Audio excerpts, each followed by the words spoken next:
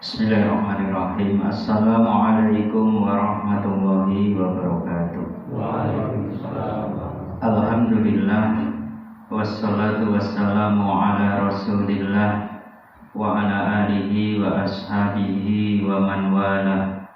Wa asyhadu an la ilaha illallah wahdahu la syarikalah wa asyhadu anna Muhammadan abduhu wa rasuluh. Ya ayyuhalladzina amanu taqullaha haqqa tuqatih wa la tamutunna illa wa antum muslimun. Alhamdulillahirabbil alamin. Dumateng ngarsanipun para bapak, para ibu, mas, mbak, adik-adik lan jamaah sedaya. Sami sehat nggih? Alhamdulillah. Monggo dipun syukuri nikmat kesehatan, nikmat kelapangan, nikmat longgar wekdal kita sedaya. Bahkan nikmat keamanan, kenyamanan menawi kita sami mirengaken kabar sedherek kita ingkang wonten Gaza, Palestina dalam kondisi boten aman. Alhamdulillah kita sami dipun paringi aman, nyaman. Doa kagem sedherek kita sami ingkang wonten daerah konflik utawi wonten Gaza lan Palestina lan sanes-sanesipun. Mugi-mugi tansah dipun paringi ketabahan, kesabaran, lan mugi-mugi Allah Subhanahu wa taala enggal paring kedamaian, ketentraman kagem negeri Gaza lan Palestina. Amin ya rabbal alamin. Para bapak, para ibu, syukur kita sami dumateng Allah Subhanahu wa taala. Salah setunggalipun monggo kita sami hadir di majelis ilmu, mempelajari firman-firmanipun Allah Subhanahu wa taala ugi hadis-hadisipun Rasulullah sallallahu alaihi wasallam. Salah setunggalipun kita sami sinau bab akidah. Keimanan pentingipun kita sami memperbaharui iman. Pentingipun kita sami sinau perkawis napa ingkang paling penting wonten ing panggesangan kita sedaya. Salah satunggalipun inggih punika sinau bab zat ingkang sampun nyiptakaken kita sedaya. Ngaturaken salam mugi selawat mugi katur dumateng junjungan kita sami Nabi Agung Nabi Muhammad sallallahu alaihi wasallam, ugi dumateng keluarganipun, para sahabatipun, ugi sedanten umatipun. Bapak Ibu nglajengaken bab ingkang kala wingi sakmenika wonten ing bab ingkang kaping 17. Inggih punika bab ingkang berhak maringi hidayah namung Allah Subhanahu wa taala. Kadang-kadang kita sami rumaos lan kadang-kadang kita sami berpikir pilih enak hidup di zaman Rasulullah. Kadang ngoten nggih, enak ya hidup di zaman Rasulullah, saged sesrawungan kalian Rasulullah, saged mirengaken sabdanipun Rasulullah, saged mangertosi mukjizat Rasulullah secara langsung. Padahal zaman semanten kathah tiyang ingkang saged mirsani Rasulullah, mirengke sabdane Rasulullah, kepanggih kalih Rasulullah ning boten dipun paringi hidayah. Beruntung kita sedaya ingkang dipun rindukan dening Rasulullah sallallahu alaihi wasallam. Sahabat punika ngantos cemburu, ngantos iri nalikanipun Rasulullah sallallahu alaihi wasallam ngendika, aku rindu karo sahabat-sahabatku. Para sahabat ngendika, lah kula niki kan sahabatipun panjenengan ya Rasulullah. Rasulullah ngendikaaken, aku rindu karo sahabatku sing ora nate mirsani aku, ora tau mirengke sabdaku ning kersa panjenengan marang aku. Mugi-mugi kalebet kita sedaya ingkang rawuh wonten papan panggenan menika. Amin ya rabbal alamin. Para bapak, para ibu, dalu punika kita sami badhe ngaturaken inggih punika ingkang berhak maringi hidayah punika namung Allah Subhanahu wa taala. Syekh Utsaimin ngendikaaken kaitanipun bab menika kalih bab saderengipun menawi kala wingi kita sami sinau bab syafaat. Ingkang saged maringi syafaat punika namung Allah Subhanahu wa taala. Utawi tiyang ingkang dipun kersakaken dening Allah Subhanahu wa taala dipun paringi izin lan tiyang ingkang badhe dipun syafaati punika dipun paringi ridho dening Allah Subhanahu wa taala. Kados bab menika. Bab menika inggih punika bab innaka la tahdi man ahbabta. Bilih Rasulullah kemawon boten saged maringi pitedah petunjuk kejawi nggih dengan izin Allah Subhanahu wa taala sanajan dumateng tiyang ingkang paling dipun tresnani dening Rasulullah sallallahu alaihi wasallam. Ayat menika kegandengan utawi sesambetan kalian kisah pamanipun inggih punika Abu Thalib. Kula badhe tanglet ibu-ibu, pamanipun Rasulullah punika kaperang kagolong dados 3. Sepisan sinten Bu? Ingkang boten kersa iman lan memusuhi. Sinten? Abu Jahal, Abu Lahab. Ingkang boten kersa iman ning membantu dakwah Islam, Abu Thalib. Ingkang kersa mlebet Islam, membantu Islam, ya, berjuang bersama Rasulullah, wonten Hamzah, wonten Abbas. Masya Allah, niki pamanipun Rasulullah. Dados pembagian menika menawi kita sami saged pirsani kalih golongan niki mboten dipun paringi hidayah dening Allah. Setunggal golongan dipun paringi.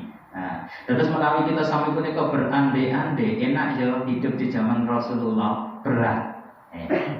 Hidayah di tangan Allah Subhanahu wa taala. Allah Subhanahu wa taala berfirman, innaka la tahdi man ahbabta walakinallaha yahdi man yasha. Satemene ingsun Allah Subhanahu wa taala ora maringi pituduh marang wong sanajan wong iku mau ditresnani, dicintai dening Rasulullah sallallahu alaihi wasallam. Pamanipun Abu Thalib. Napa malih? Abu Jahal, Abu Lahab. Walakinallaha yahdi man yasha. Allah Subhanahu wa taala ngersakaken hidayah, maring hidayah kagem tiyang ingkang dipun kehendaki. Faedah saking ayat menika ingkang sepisan. Ayat menika menafikan pemberian taufik selain Allah. Maksudipun ingkang saged maringi hidayah taufik punika namung Allah. Kita sami asring mirsani nggih.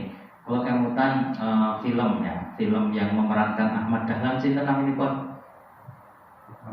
Lukman Sardi ya. Ternyata dia yang memerankan seorang tokoh yang sangat luar biasa. Ternyata dia murtad dari Islam. Masya Allah, ini hidayah dari Allah ya. Bahkan kakak kita sampai rengaken tiang ingkang dahulunya punika seorang ustadz, mantan ustadz jadinya ya. Bila nalikanipun kita sami nate mirengaken bab aib, ya, bab aib. Menawi kita sami mirsani aib tiyang sanes sepisan, aib punika dipun tutupi. Nomor kalih ampun dipun sebaraken. Nomor 3 didoakan, ya, dinasehati, didoakan. Sebabipun apa? Menawi tiyang punika mencaci maki tiyang ingkang tumindak dosa, dicaci maki. Nah, aibnya disebarkan, tidak ditutupi, tidak dinasihati, bahkan dicaci maki. Saged kemawon tiyang sing mencaci maki niku mangke badhe nindakaken dosa ingkang dipun tindakaken tiyang ingkang dipun caci maki. Bila menawi kita sami mirsani aib tiyang sanes niku sepisan dipun tutupi, nggih Bu nggih. Nek mireng aib niku kan kadang-kadang gatel nggih Bu kupinge, pengen ngrungokke. Gatel lisane pengen melu nimbrung. Nah, terus tangannya yang melu gatel. Ketoke ya iki kudune disebarke gitu ya. Ditutupi ampun disebarke, dinasehati. Ya, dinasehati. Ugi sing nomor penting niku didongake. Ternyata apa?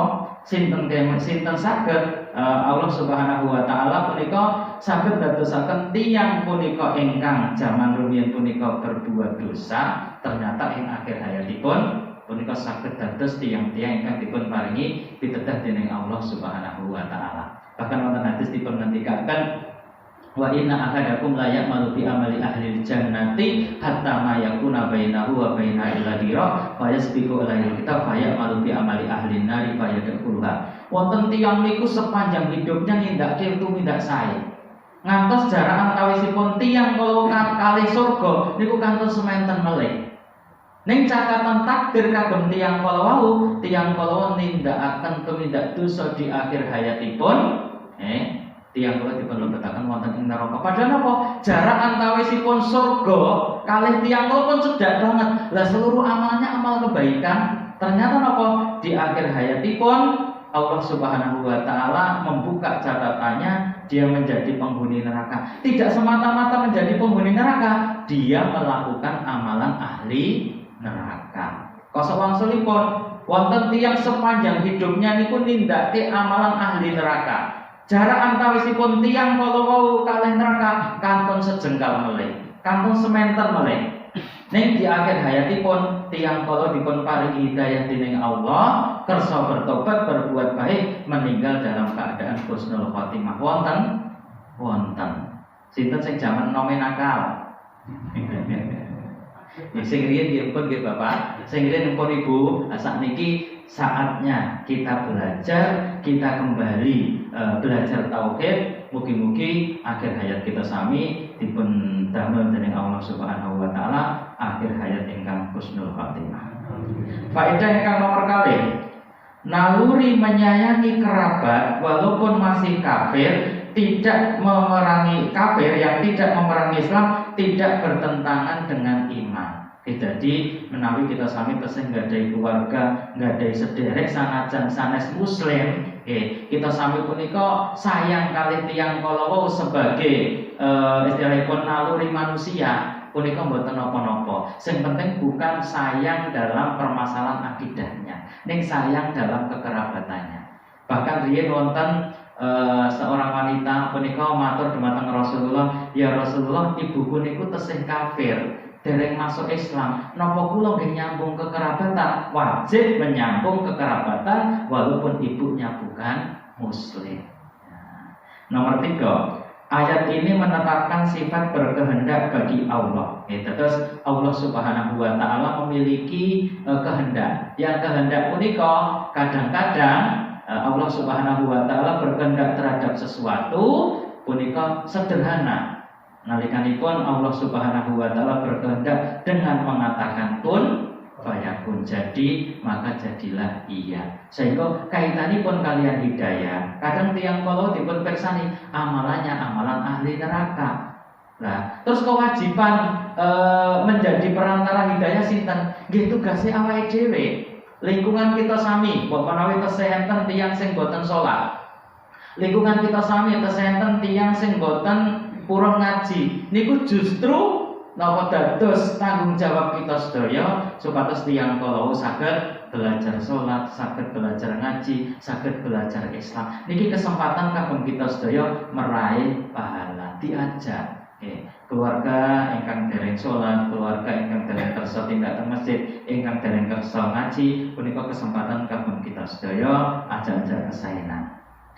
Salajengipun wonten kitab Sahih dari Ibnu Musayyab, dari bapaknya ia berkata, "Lama hadarat Abu Thalibin wafatu, ja'ahu Rasulullah sallallahu alaihi wasallam." Nalikanipun Abu Thalib punika di akhir meninggalnya, telah kedatangan kematiannya.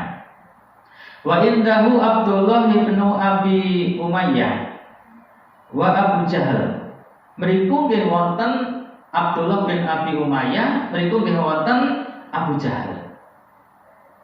Faqala lahu ya ammi, qul la ilaha illallah kalimatan uhajju laka biha indallah. Nalikanipun Rasulullah mirsani pamanipun Abu Thalib di ambang kematiannya, Rasulullah sempat menawarkan hidayah kagem Abu Thalib. Rasulullah ngendika, "Duh paman kula, mugi jenengan kersa ngucapaken kalimat la ilaha illallah." Salajengipun Abu Thalib punika menoleh ke arah Abdullah bin Abi Umayyah dan Abu Jahal. Abu Jahal ngendika akan antar gobu amilati Abdul Muthalib, apa kowe benci karo agamane Abdul Muthalib? Terus mulai datang Rasulullah ngendika la ilaha illallah ya paman. Ternyata napa? Abu Thalib boten dipun keparengaken hidayah, derek agamanipun Abdul Muthalib, derek lebih terpengaruh dumateng Abu Jahal, meninggal dalam keadaan tidak masuk Islam. Bila Rasulullah SAW bersedih, salajengipun ngendika la astaghfironna laka ma lam unha angka. Kula badhe nyuwunaken ampunan dumateng paman kula menawi perkawis kala dipun boten dipun larang. Akhiripun Allah Subhanahu wa taala ngendikaken wa maka linabiyyin wal ladina amanu ayastaghfiru lil musyrikina walau kanu uli qurba. Ora pantes kanggone para nabi, niki para nabi, wal mukminun lan tiyang-tiyang ingkang beriman nyuwunaken ampunan kagem tiyang-tiyang ingkang berbuat kesyirikan ketika dia sudah meninggal. Terus menawi tiyang kala sanes muslim, tiyang kala tiyang musyrik meninggal boten pareng dipun salataken, boten pareng dipun suwunaken ampunan. Akhiripun Rasulullah bersedih dipun hibur dening Allah Subhanahu wa taala, innaka la tahdi man ahbabta walakinnallaha yahdi may yasha. Seliramu ya Muhammad ora bisa maringi pituduh ning Allah Subhanahu wa taala ngersake pituduh marang wong kang dikersake dening Allah Subhanahu wa taala. Masyaallah Bapak Ibu, niki hikmah nalikanipun kita sami mirengaken dan kita sami mangertosi kisah hadis menika bilih sepisan bolehnya menjenguk orang non-muslim yang sakit jika diharapkan keislamannya.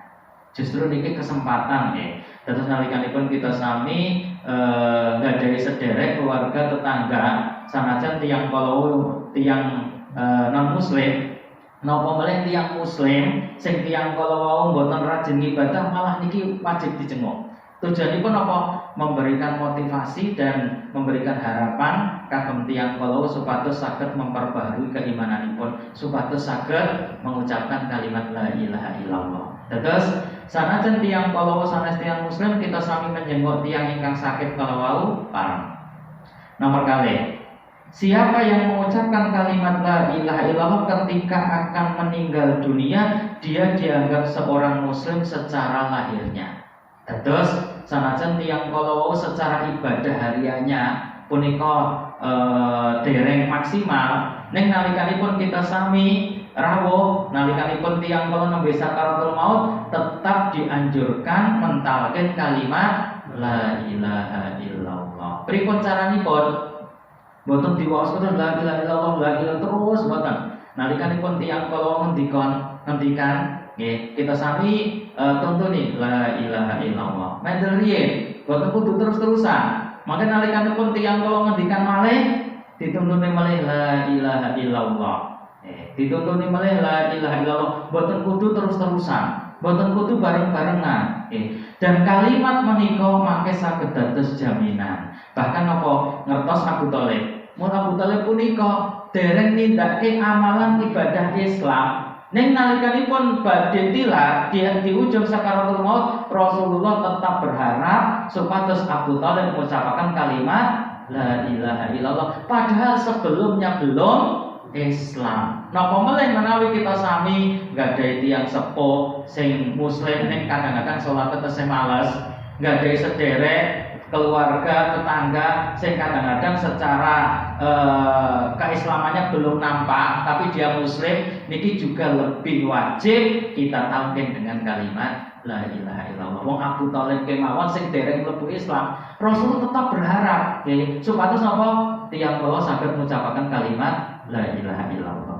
Nomor 3, bahwa amal perbuatan itu tergantung kepada penutupnya. Dados sakniki niku menawi tiyang punika rajin ibadah bahkan dari kecilnya menjadi santri, dari dewasanya menjadi santri, kemudian menikahnya juga aktivis, tapi lama-lama dia tidak istiqomah, bahkan di akhir hayatnya dia meninggalkan kebiasaan-kebiasaan baik selama kecil dan mudanya dan dewasanya, niki yang menjadi patokan adalah di akhir hayatnya. Terus penutup amal itu adalah yang paling penting. Mila nalikanipun tiyang kala dados tiyang ingkang semangat nindakaken ibadah, jangan berbangga, jangan sombong, kecuali kita mengharap kepada Allah supados kita sami istiqomah.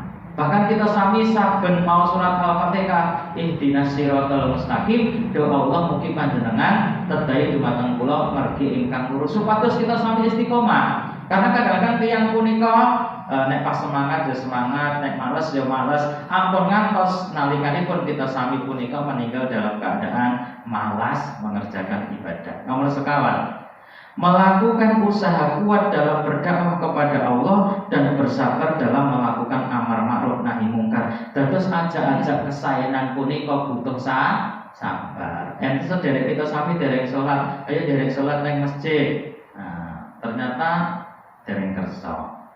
Bisa jadi sebenarnya hatinya sudah terketuk. Kadang-kadang saya ngajak wae kurang sabar. Dijak pisan mogah, wis tak ajak kok. Kalau nanti diceritani kali rencang kula nggih. Sesama rekan kerja pas waktu sholat, ayo sholat nang masjid. Ngopo sih datang ngajak-ajak? Nah, terus suwe ra dijak. Terus sing diajak kok saiki ra ngajak aku? Lah kowe iki diajak kok. Aku sakdene ya gelem ning ya engko ya kok iki jawabe rasa ngajak-ngajak.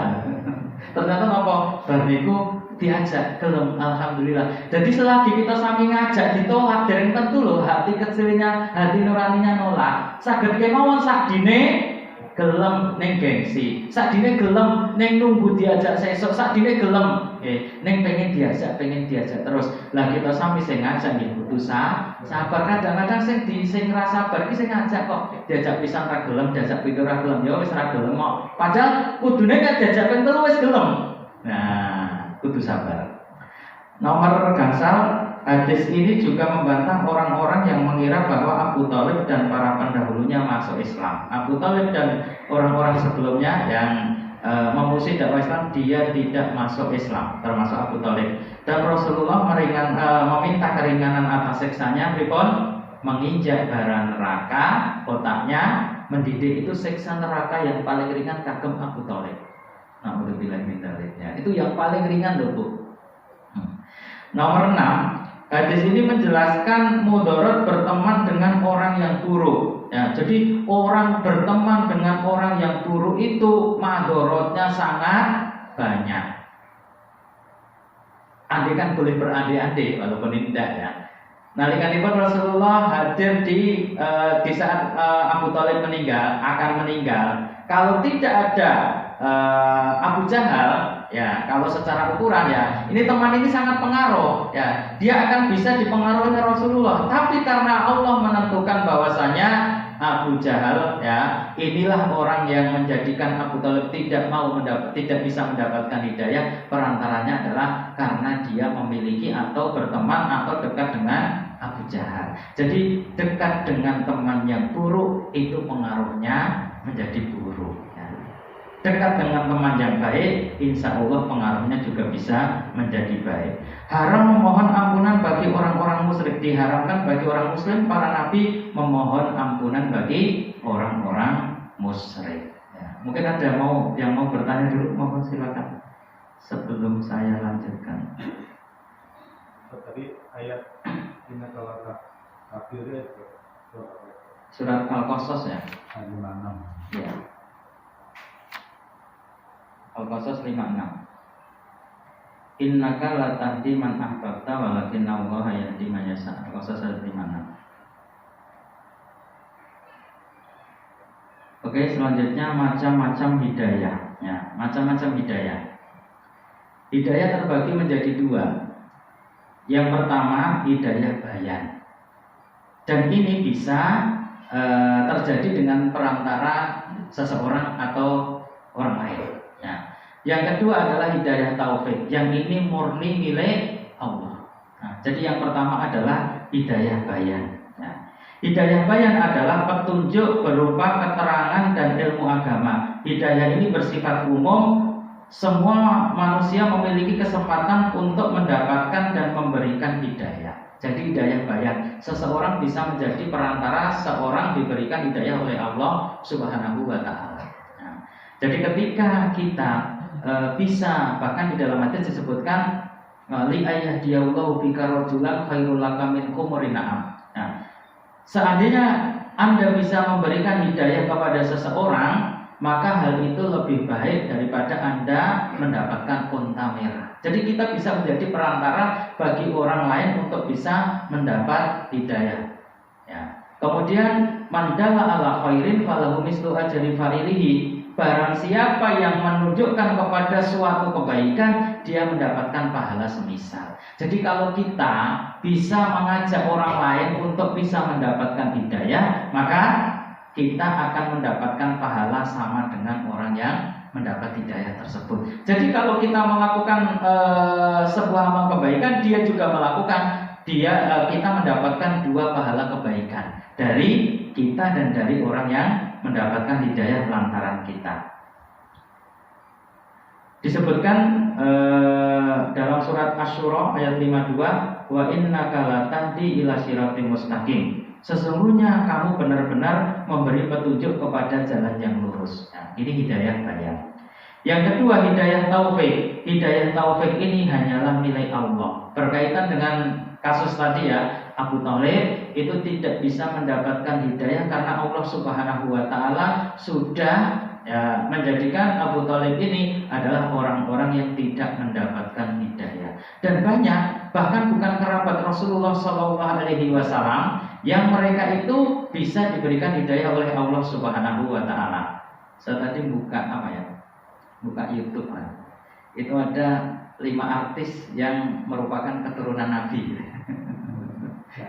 Ya, jadi ada 5 artis Indonesia yang menjadi jalur keturunan Nabi ya. Menjadi jalur keturunan Nabi itu tidak penting ya kalau dia tidak beriman. Walaupun dia bukan memiliki nasab jalur keturunan Nabi, kalau dia beriman maka lebih penting, lebih dihargai, lebih mulia dibandingkan orang yang dia adalah jalur keturunan Nabi tetapi dia tidak beriman dan tidak melakukan amal soleh. Jadi tidak penting. Abu Thalib juga jalur keturunan Nabi, Abu Jahal juga. Ya.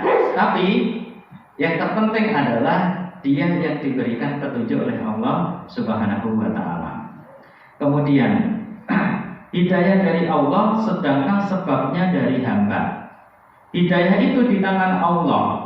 Allah yang memberi hidayah kepada siapa yang dia kehendaki dan menyesatkan kepada siapa yang dia kehendaki. Fariqun hada wa fariqun haqqa alaihi dhalalah. Sebagian diberi petunjuk dan sebagiannya disesatkan oleh Allah Subhanahu wa taala. Jadi Allah itulah yang memberi petunjuk, tetapi perantaranya bisa siapa saja. Maka seluruh kebaikan ini bersumber dan kembali kepada Nabi Shallallahu Alaihi Wasallam. Mengapa? Karena orang pertama yang memberikan hidayah sehingga manusia semuanya ini beriman adalah Rasulullah Shallallahu Alaihi Wasallam. Maka dari itu kita harus memiliki andil, memiliki bagian supaya bisa menjadi perantara seseorang untuk bisa mendapatkan hidayah. Ya, ini Masya Allah ya. Jadilah pintu-pintu pembuka kebaikan. Jadilah orang-orang yang menjadi pionir atau orang yang bisa menuntun seseorang di dalam kebaikan. Ini sangat penting sekali. Walaupun sesuatu itu adalah sangat ringan. Kita tidak harus menjadi ustadz, harus berceramah di mimbar, tapi bisa kita mengajak kebaikan kepada orang lain. Kemudian yang terakhir, sebab-sebab supaya kita bisa mendapatkan hidayah. Syekh Abdul Aziz bin Baz mengatakan hidayah memiliki sebab-sebab. 1. Berdoa dan bersungguh-sungguh meminta kepada Allah Subhanahu wa taala. Allah Subhanahu wa taala berfirman surat Ghafir ayat 60. Apa nama lain surat Ghafir? Al-Mu'min ya, bukan Al-Mu'minun ya, Al-Mu'min. Nama lain daripada surat Ghafir ya.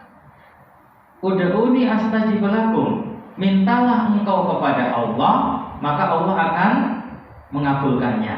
Nah, di surat Ghafir ayat 60. Jadi supaya kita bisa mendapatkan hidayah, kalau kita sudah mendapatkan hidayah dari Allah, maka kita mohon istiqomah kepada Allah Subhanahu wa taala, berdoa dan bersungguh-sungguh minta kepada Allah supaya kita bisa mendapatkan istiqomah di dalam menjalankan ibadah.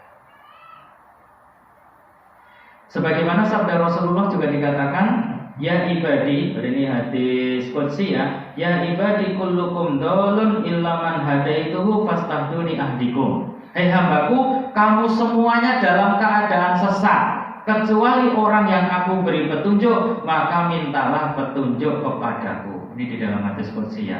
Hai semua hambaku, kalian semua itu sesat. Nah, kecuali yang aku beri petunjuk, maka mintalah petunjuk kepadaku.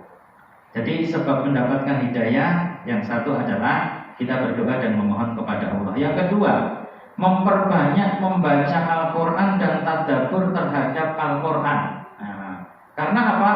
Pertama, ya, ketika kita ini membaca Al-Quran, Al-Quran ini akan menjadi penolong bagi kita. Iqra'ul Qur'ana fa innahu ya'ti yaumal qiyamati syafi'an li ashabihi. Bacalah Al-Quran karena Al-Quran itu nanti menjadi syafaat bagi orang yang membacanya. Juga mentadaburi Al-Quran. Innal Qur'ana yahdi lillati hiya aqwam. Sesungguhnya Al-Quran ini memberi petunjuk kepada jalan yang lurus. Jadi supaya kita mendapatkan hidayah dari Allah, sering-seringlah membaca Al-Quran. Nah, sering-seringlah membaca terjemah Al-Quran. Sering-seringlah kita mendengarkan kajian-kajian tentang Al-Quran. Dan sekarang itu sangat mudah didapatkan. Di TikTok ada ya kajian. Sekarang kan TikTok lah banyak ya. Kajian Nahwu, kajian Sorof, kajian Quran. Ya, yang baik-baik banyak, yang buruk-buruk lebih banyak. Ya, yang buruk-buruk lebih banyak. Tidak tahu hal-hal yang yang buruk-buruk itu nampak semua di media sosial. Yang baik-baik juga banyak. Ya, walaupun ketika kita buka yang baik, pasti yang buruk lewat. Gimana Bu? Ya, buka yang baik-baik ternyata yang buruk juga lewat. Yang ketiga, perhatian dengan sunnah Nabi Sallallahu Alaihi Wasallam dan sejarah hidup beliau. Supados kita sami punika angsal hidayah, belajar tentang sejarah Nabi dan mempelajari sunnah-sunnah Nabi Sallallahu Alaihi Wasallam. Nah, yang nomor 4, hadir di majelis ilmu. Tegese ngeten Bu, kita sami nalikanipun kersa hadir di majelis ilmu, ateges kita sami punika pengen hidayah dari Allah Subhanahu wa taala dan merawat hidayah ini. Mila nalikanipun kita sami wonten kesempatan majelis ilmu, idza marartum bi riyadil jannati fartahu, menawi wonten majelis ilmu mampir. Aku kok ngrungokke YouTube bae nang omah. Hadir di majelis ilmu lebih utama, lebih mulia dari mendengarkannya dari media sosial yang ada di rumah. Hadir di majelis ilmu. Keutamaan rawuh nang masjid mirengke kajian lebih utama dibandingke kita sami mirengaken wonten dalam. Siap Bu ngaji di masjid? Nggih. Yang terakhir, berteman dengan orang-orang yang soleh. Supaya terjaga hidayah kita, bertemanlah dengan orang-orang yang soleh. Manfaat teman yang soleh. 1, mengajarkan kebaikan ya kepada kita. Oh, teman-teman yang soleh ini akan mengajarkan kebaikan kepada kita, mengingatkan kita untuk berbuat baik dan mengingatkan kita ketika kita ini malas atau ketika kita berbuat dosa. Jadi teman yang baik dia akan mengajarkan kebaikan kepada kita.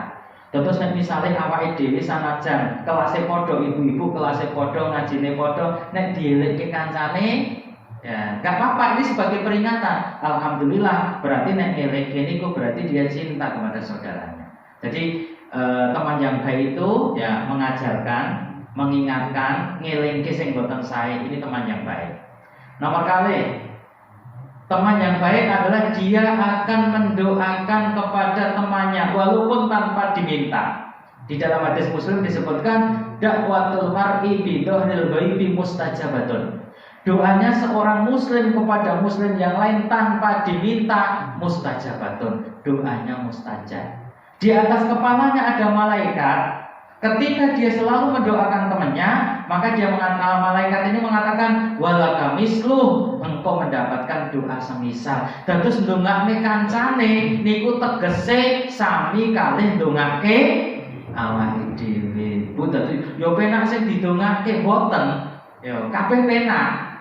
Jenengan dongake kancane tanpa kancane minta, tanpa kancane nyuwun didongakne, tegese donga niku nggih wangsul kagem jenengan. Mila kancane niku mboten sah njaluk kalih jenengan, Bu mbok aku didongake Bu ben sehat terus. Mboten sah nyuwun ngoten niku, jenengan dongake. Muga-muga kancaku ibu kae sehat, Muga-muga bapak nika dipun paringi rezeki ingkang barokah. Tegesipun bilih tiyang ingkang ndongake sedulure hakikatipun donga kagem piyambakipun. Ingkang nomor 3, rencang teman yang baik bisa menjadi syafaat nanti pada hari kiamat. Dia dibangkitkan bersama teman-temannya yang baik. Bahkan teman yang baik ini bisa mengangkat seseorang dari neraka. Ada sebuah kisah ketika seorang hamba minta kepada Allah, ya Allah, di mana temanku ketika saya berbuat baik dulu? Allah mengatakan dia berada di neraka. Maka dia meminta, ya Allah, dengan kemuliaan-Mu, bolehkah aku mengangkat dia ke surga? Maka Allah Subhanahu wa Ta'ala mengatakan, pilihlah orang-orang yang pernah berbuat baik bersamamu di dunia, entaskanlah dia dari neraka. Maka semuanya dicari. Dulu teman-teman baikku yang ada di dunia itu ini, ketika tidak ada di surga bersama kita bisa mencarinya, bertanya kepada Allah, di mana teman baikku di dunia dulu. Ternyata sebagiannya di neraka. Bisa kita sebagai teman bisa mengangkatnya ke dalam surga. Atau mereka berada di surga tingkatannya di bawah kita. Bapak Ibu, suatu saat andaikan semua yang ada di sini nggak usah dibilang masuk neraka, masuk surga semua walaupun tingkatannya beda. Yang di tingkatan paling tinggi, tolong ingat teman-temannya yang ini ya.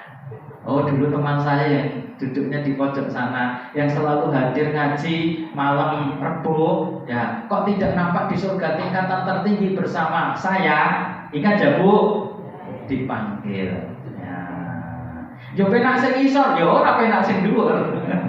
Ya, sing isor kok dijeluk ya. Jadi yang berada di tingkatan surga di bawah, tolong yang berada tingkatan di surga yang paling tinggi, tolong mencari dan memanggil teman-temannya supaya bisa bersama-sama di surga tingkatan yang paling tinggi. Dan ini adalah efek, dampak, dan manfaat berteman dengan teman yang baik. Matur nuwun. Monggo Bapak Ibu. Isa jam pinten? 5.3.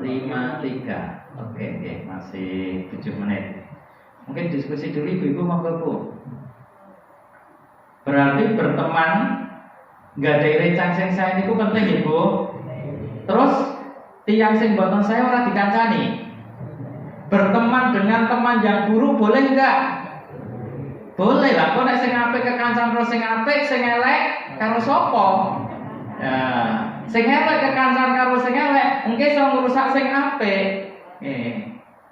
Terus kita sami pareng kekancan kalih tiyang sing boten sae, nalikanipun tiyang sing boten sae kala wau boten tindake perkawis sing boten sae. Terus kita boleh berteman dengan teman yang tidak baik ketika dia tidak melakukan keburukan. Justru bertemanlah dengan teman yang buruk supaya dia bisa menjadi baik. Engko nek sing apik kekancan karo sing apik, sing elek nanti kanca, duweni kanca elek kabeh, sing elek tambah elek, sing apik tambah apik. Kudune sing elek ya ini juga dikancani ya supaya dia bisa menjadi baik. Monggo. Lah kita belum baik hadir di majelis ilmu. Nah, ngaji. Menawi Bapak Ibu zaman riyen punika dereng rajin kaji pun sing riyen pun Bapak Ibu. Nah, saat ini kesempatan. Lo zaman riyen niku nganti ora sempat kerja, nganti ngentek ke waktu ya ora sugih-sugih. Kerja nganti lembur-lembur ya mung semene iki, bijane mung semonten niku. Sakniki kesempatanipun kita sami menika hadir di majelis ilmu, berteman dengan teman yang baik, kemudian belajar akidah yang benar. Mugi-mugi akhir hayat kita sami akhir hayat ingkang husnul khotimah. Amin ya rabbal alamin. Cekap nggih. Nggih monggo. Nggih monggo Pak. Kula jarang mirsani mriku nggih Pak, soalé noleh kaduan. Sagete mriku. Nggih monggo. Menurut kebiasaan dari kami itu rajin membaca Qurannya, tapi kurang rajin membaca terjemahan. Oke. Itu bagaimana? Maksudnya kalau betul-betul khatam diulang dari depan lagi khatam lagi tapi tidak membaca terjemahnya. Mau membaca itu sulit memahaminya. Oke. Terus caranya ngeten, sing ketumpul membaca tanpa terjemahan, dia tetap. Nah, terus ampun sing apik dikurangi ibaratnya gitu. Jadi ibaratnya yang membaca dengan tanpa terjemah itu tetap dipertahankan, ditambah membaca yang terjemah. Kalau bisa membaca tafsirnya. Tapi belajar Al-Qur'an itu harus dengan guru, Pak. Ya. Nanti kalau tidak dengan guru kita salah. Jadi sekedar baca terjemah tok. Aku sebenarnya ngaji kok kalau baca terjemah nggak cukup. Kudu ngaji, ada gurunya. Karena kadang-kadang kalau kita baca Al-Quran, wong bacanya belum benar, baca terjemahnya juga tidak paham, diamalke, ya jadi nggak pas. Jadi dibaca, terjemahnya dibaca, dikaji dan belajar bersama guru. Nek guru itu yang bagus ada di majelis ilmu. Atau nek zaman dulu itu, menaik zaman riyen punika biasanya nek murid niku goleki guru. Nek sakniki kira gurune disiapke goleki muridé angel banget. Nah, gitu ya. Nah, terus yang sudah baca dipertahankan, ditambah baca terjemah, ditambah baca tafsir, ditambah belajar dengan guru. Ngoten nggih. Ampun, wis aku tak maca terjemah sing ayate biasane kataman, ora diwaca diganti maca terjemah nggih mboten. Yang baca ayatnya iya, ditambah baca terjemah, jangan lupa hadir di majelis ilmu. Ngoten nggih, Pak. Iki ditambah porsine ngoten nggih. Nek sepuh niku ajeng teng pundi melih to? Ampun muyak khatam kok, tambah baca terjemah. Pun boten ketika nek terjemah ngangge kacamata. Hadir di majelis ilmu, belajar bersama guru. Disempatke. Menawi yen kula menika di Sukoharjo itu setiap malam Senin tafsir perkata ya. Jadi dibaca bersama-sama. Misalnya satu ayat gitu ya, dibaca dulu perkata dulu, terjemahnya, perkata terjemahnya, kemudian diartikan, kemudian ditafsirkan. Niku alhamdulillah 3 tahun sudah dapat, 4 tahun sudah masuk ke juz 6. Ya walaupun cuma setiap minggu sekali, tapi alhamdulillah ya sudah 4 tahun masuk tahun yang kelima sudah sampai juz yang ke-6. Jadi dibaca belajar bersama-sama. Dulu gini Bapak Ibu, saya itu ngajari Al-Quran pakai metode kibar. Tahu metode kibar? Kalau Pak As'ad Humam niku ngarang Iqra. Anaknya namanya RBSD. Saya manggilnya Bu RWSD ya. Padahal ternyata jenenge RBSD. Itu ngarang buku namanya Kibar. Nek sepo-sepo diajari Iqra pertama kesuwen, yang kedua isin kaya bocah. Pakai Kibar gitu. Diajari Kibar niku bapak kali ibu beda. Nek ibu niku nek diajari baca Al-Quran nek ora iso-iso sregep mangkat. Nek bapak-bapak mboten diajari anggere dikon ra iso sesuk ra makat suwe-suwe entek. Gitu. Memang beda. Jadi nek ibu-ibu nek randange iso ki sregep mangkat, nek bapak-bapak randange iso isin terus mutung. Biasane ngoten. Nggih, alhamdulillah nggih Bu. Nah, niku jangan lupa belajar Al-Quran dengan tafsirnya juga nih Pak. Menawi wonten mriki bisa ya belajar dengan tafsirnya sehingga ketika kita menafsirkan Al-Quran tidak hanya bersumber dari terjemah tapi juga diterangkan oleh ustaz supaya tidak salah. Matur nuwun jasa. Oh, apa Pak? Tadi tentang Nabi dan orang beriman itu tidak boleh mendoakan seorang yang non-muslim yang meninggal dunia. Yang meninggal, yang sudah meninggal ya. Oke, karena kita itu kan berteman dengan macam-macam orang, misalnya di grup WA ada kabar pelayu, teman kantor, teman ini yang kita tahu non-muslim. Kadang kita jawabnya bagaimana atau mendoakannya bagaimana ya yang diperbolehkan. Kalau memintakan ampunan nggak boleh. Ya.